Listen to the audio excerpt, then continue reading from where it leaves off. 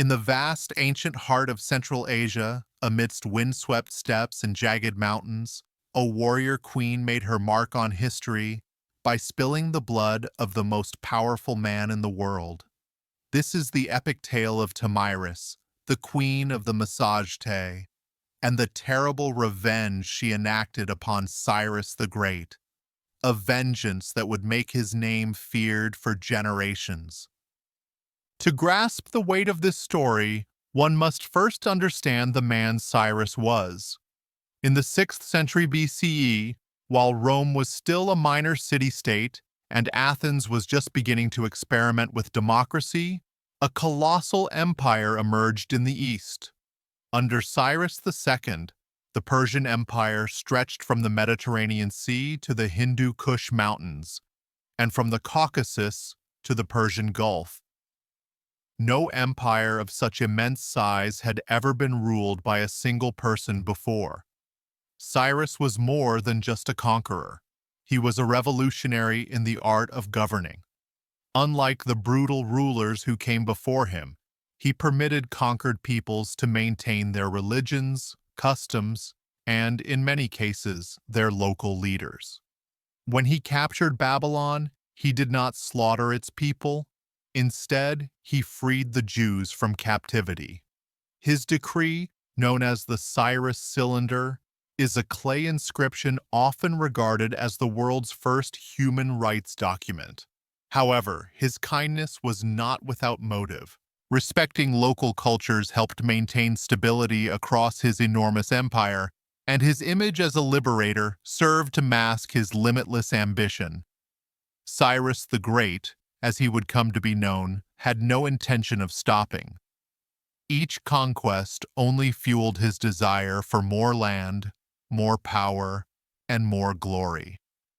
Around 530 BCE, after conquering kingdoms that had existed for thousands of years, he set his sights northward, beyond the Jaxartes River, now known as the Sirdaria.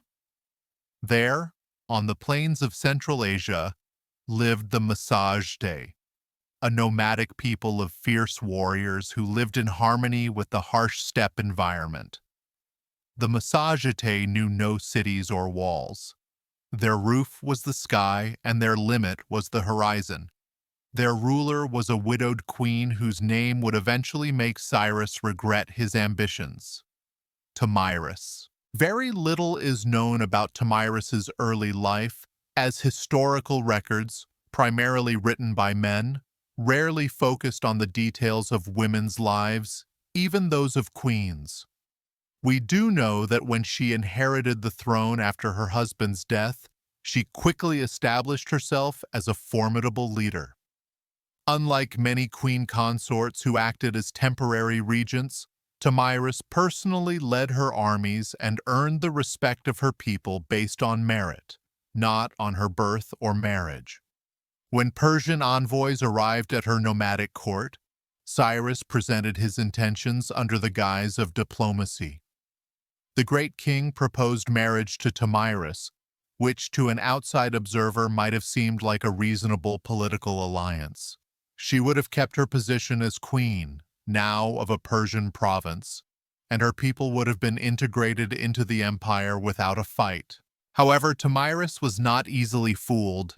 She saw through the proposal, recognizing it for what it truly was: an attempt at conquest without battle. Her response was firm and clear. The Massagetae would remain a free people, and she would be neither the wife nor the subject of the Persian king. This rejection was a profound insult to Cyrus. The man who had conquered entire nations would not tolerate being refused by a barbarian queen of a nomadic tribe. If he couldn't have the Massagetae through diplomacy, he would take them by force. He ordered his generals to assemble a massive army and march across the Jaxartes River into Tomyris's territory. When the news of the impending war reached the queen, she sent a message to Cyrus: "King of the Persians, give up your enterprise, for you cannot. Know if in the end it will bring you benefit. Rule your people and tolerate seeing me rule mine. But I know you will not accept this counsel, for you are incapable of living in peace." Tomyris's prophetic words were ignored, and Cyrus advanced northward with his army, building bridges across the Jaxartes to invade Massagetae land. Demonstrating her strategic wisdom, the queen did not try to stop his initial advance. Instead, she allowed the Persians to cross the river, entering territory she knew intimately, but which was strange and hostile to them. It was at this point that Cyrus made his first fatal mistake, born from arrogance and a deep disregard for his enemy. Following the advice of Croesus, the former king of Lydia, who now served as his advisor, Cyrus devised a plan that exploited what he believed to be a weakness of the Massagetae: their love for wine, a drink unknown to their culture. The Persian army set up a camp with limited provisions and a small number of low-ranking soldiers, but left an abundance of wine and food behind. Then, feigning a retreat, Cyrus waited for the nomads to attack the seemingly unguarded camp. The plan worked initially. A detachment of Massagetae warriors, led by Tomyris' son, Spargapices, discovered the camp and defeated the small Persian garrison. Having no experience with alcoholic beverages, they became drunk on the wine that was left behind. In the middle of the night, with the nomadic warriors incapacitated by alcohol, Cyrus attacked. The Massagetae, unable to fight in their intoxicated state, were easily defeated. Many were killed, and others, including the young Spargapices, were captured. When the queen's son awoke and realized what had happened, how his naivety had led to the betrayal of his people, he begged to be freed from his chains. When his request was granted, he took his own life in an act of desperation and honor. The news of her son's death struck Tomyris like a bolt of lightning. Her grief did not paralyze her. It transformed into a cold, calculated, and unyielding fury. She sent a second messenger to Cyrus with a warning that should have made the conqueror reconsider his campaign. "Bloodthirsty man, do not be proud of what you have done. It was with wine, that poison with which you fill yourselves to madness, that you conquered my son, not in fair combat. Now hear my words well. Leave these lands and return to your empire, forgiving the injury of capturing 1/3 of my army through trickery. If you refuse, I swear by the sun, Lord of the Massagetae, that I will quench your thirst for blood, insatiable though it may be." Cyrus, however, was intoxicated not by wine, but by his own legend, and he ignored the warning. The man who had conquered Babylon, defeated the kingdom of Lydia, and subjugated Egypt would not retreat before a savage woman of the steppes. This, he believed, would be just another conquest on his unstoppable path to glory. What followed became one of the greatest military defeats ever suffered by a major empire. Tomyris gathered all the Massagetae tribes under her command. The mounted warriors, accustomed to the harsh steppe life, could ride for days without rest and hit a target with an arrow from hundreds of yards away. They converged to face the invaders. The ensuing battle was bloody and decisive. The Persians, with their heavy infantry and tactics developed for siege warfare or the open fields of Mesopotamia, were at a severe disadvantage on the open plains, where the mobility of the Massagetae horsemen could be fully utilized. The mounted archers would attack and retreat before the Persians could effectively counterattack. Cyrus fought with the bravery that had made him a legend, personally leading charges against the enemy lines.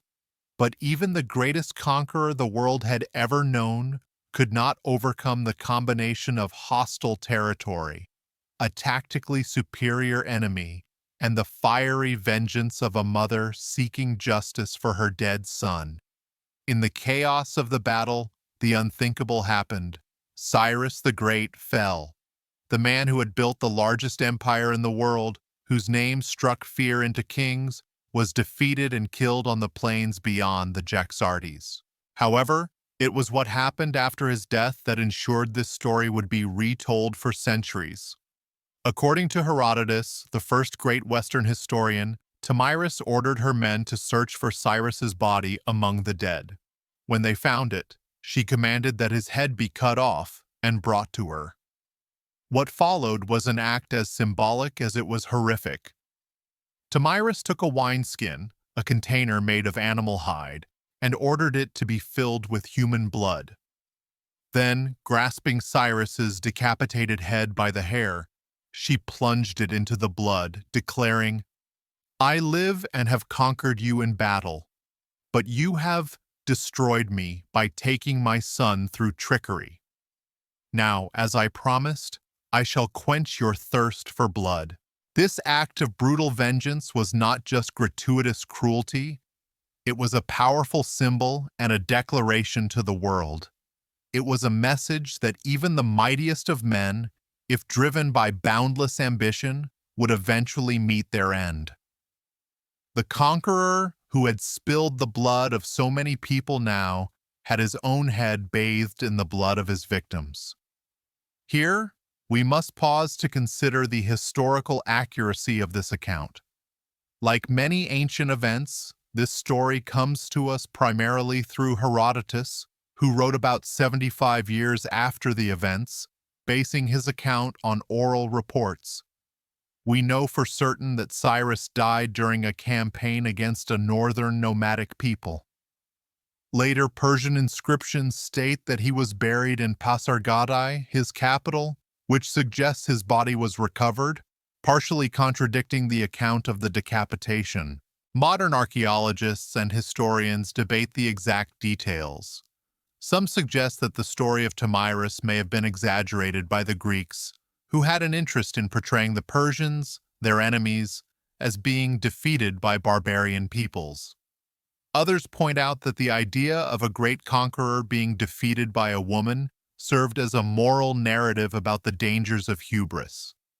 Nevertheless, archaeological evidence confirms the existence of the Massagetae as a powerful confederation of nomadic tribes, and multiple sources beyond Herodotus mention Tomyris and her victory over Cyrus. The Roman historian Justin, for example, describes her as fighting not as a woman defending her freedom, but as a queen avenging her realm. The consequences of Cyrus's death were profound. His son, Cambyses II, inherited the vast empire but lacked his father's political genius. Obsessed with the conquest of Egypt that Cyrus had initiated, Cambyses neglected internal stability. After his death, a civil war erupted until Darius I restored order and further expanded the empire. As for Tomyris, her fate after the great victory is uncertain. Historical records, which are so focused on male kings and generals, rarely followed the stories of women, even those who defeated the greatest conquerors. Some traditions say she ruled for many years in peace, having secured her people's safety by ensuring that no empire would dare attack them again. Others suggest she was eventually defeated by rival tribes. What remains undeniable is the legacy of her victory. In a world where women were systematically erased from narratives of power, Tomyris accomplished something extraordinary. She ensured her name would be remembered not as the wife or mother of some great man, but as a warrior queen who defeated the most powerful conqueror of her time. Her story also offers a powerful lens through which we can examine how genuine power often transcends the limitations imposed by gender, race, or social origin. In an age when women rarely had a voice in matters of state, a barbarian queen of a nomadic people demonstrated strategic capability and military leadership superior to that of the ruler of the greatest empire the world had ever known. The contrast between Cyrus and Tomyris also represents the eternal conflict between sedentary civilizations and nomadic peoples. The Persian Empire, with its cities, roads, and irrigation systems, represented what the Greeks considered civilization.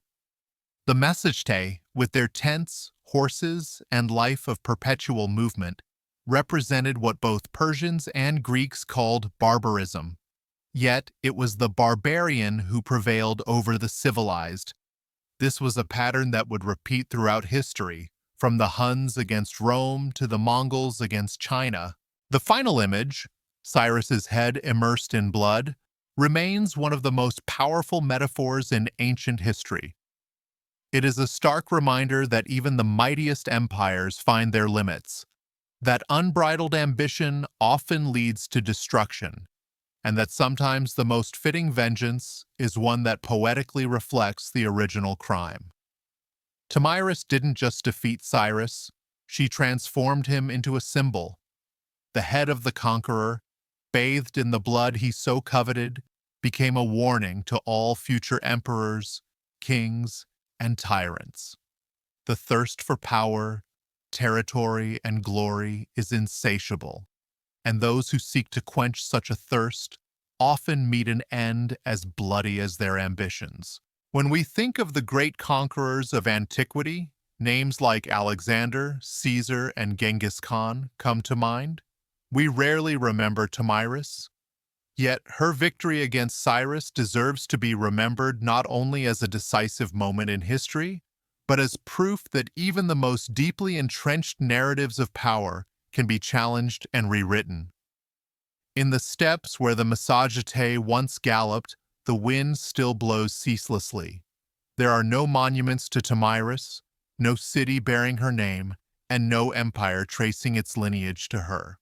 Nevertheless, her story, the story of the queen who bathed Cyrus's head in the blood he so craved, continues to echo through the centuries as a reminder of the limits of power and the terrible price of boundless ambition.